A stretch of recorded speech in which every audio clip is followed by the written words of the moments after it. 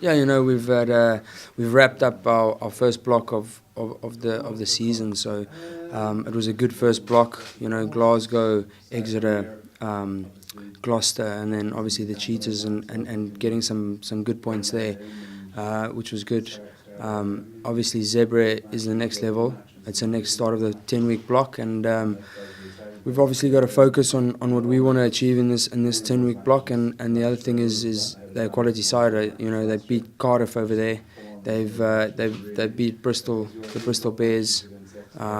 So they've had a good run at home, like most sides do. And it's going to be tough away. It's the Italian crowd it's just gonna be all Italian for them. And I know they got the All Blacks on the weekend, but I don't think it will change anything in their game plan. So far, it's been a bit up and down from a Munster point of view, and I know with the internationals away, do you think that the Munster coming out of that kind of series of games, that very good performance one weekend and then a bit flat the next weekend? Yeah, look, especially going in with the Glasgow, the Exeter, the Gloucester, where we had our internationals.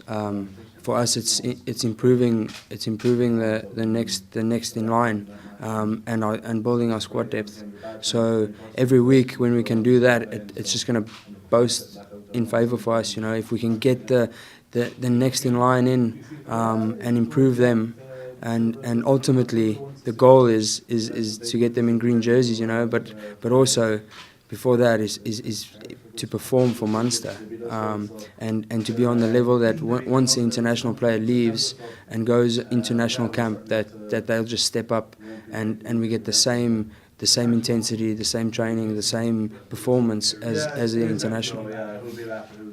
Ireland versus New Zealand, everyone watched it and everyone enjoyed it, but can I ask you from a defensive point of view, obviously defence coach, it was a masterclass, wasn't it, from Ireland? It was unbelievable.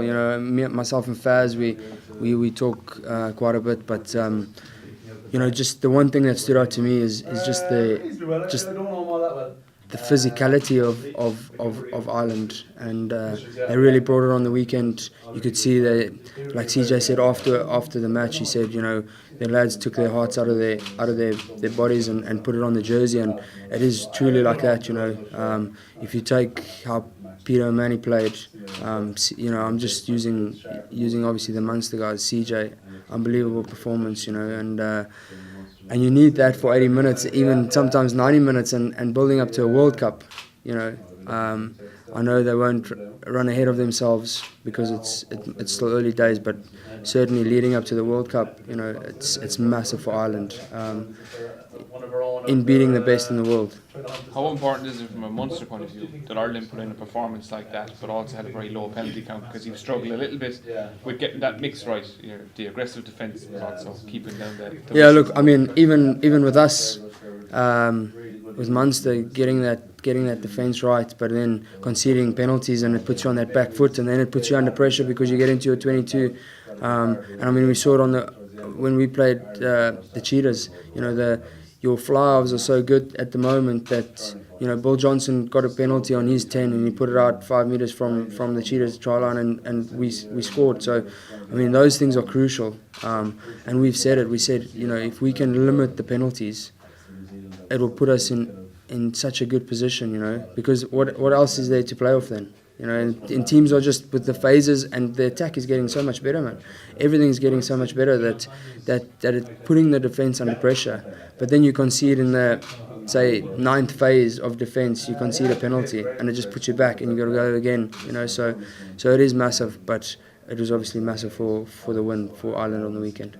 It's the first time we've spoken to you in the press setting. I'm speaking to Jacques Nina, where he was saying that what you know about defence from South Africa might not work up here. Have you had to do an awful lot of learning on the job in different styles of rugby, yeah, look, where teams come at you? Look, it is definitely. It's Super Rugby.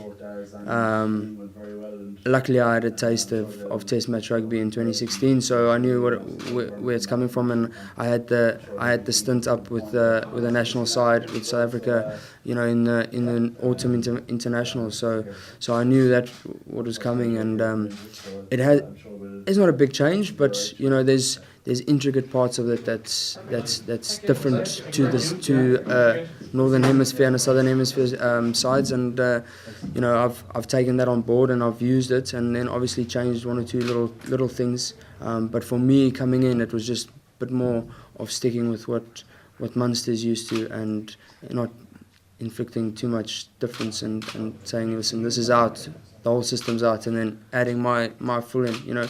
I mean, the individual can't change everything. It's the team that needs to change. So certainly we've kept a lot of things, and I've also implemented a couple of things on my side. Last one for me. Obviously, you're sitting nearly here a year, enjoying your time with Munster. Yeah, brilliant. It's so much different to South Africa in the sense of the people around you. The support is unbelievable. Unbelievable, where we've seen in South Africa at the moment, it's fading away, but over here it's just so unbelievable how the supporters support you from when you lose a match to when you win a match. They just stay the same, and they've got the same respect and feelings for you, and I think that gives the lads such a big go-to on game day, and it's not just about disappointing yourself when you lose, it's about disappointing the Munster fans, and that plays a big role. Perfect. Thank you very much.